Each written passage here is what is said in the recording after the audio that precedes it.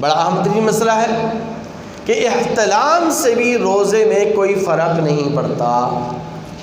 اگر کسی کو روزے کی حالت میں احتلام ہو جائے تو احتلام کی صورت میں بھی روزے میں کوئی فرق نہیں پڑتا، اس سے بھی روزے میں کوئی فرق نہیں پڑے گا اور روزہ اس کا فاسد نہیں ہوگا، روزہ نہیں ٹوٹے گا۔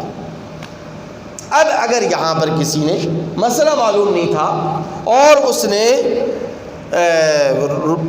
اس کو احتلام ہو گیا اور احتلام کے بعد اس نے یہ سمجھا کہ میرا روزہ ٹوٹ گیا ہے، اب اس نے قصداً اور عمداً کھا لیا پی لیا، تو اب اس صورت میں بھی اس پر قضا ہے، کفارہ واجب نہیں ہوگا۔ لیکن اگر مسئلہ معلوم نہیں تھا، تو اگر مسئلہ معلوم تھا اور اس کے باوجود احتلام کے بعد اس نے کھا پی لیا، تب بھی قضا ہے، تب بھی کیا ہے؟ قضا ہے، کفارہ واجب نہیں ہے۔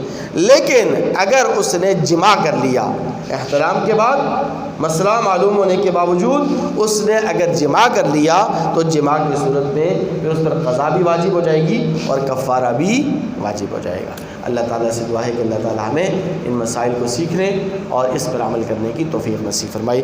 اگر آپ کے ذہن میں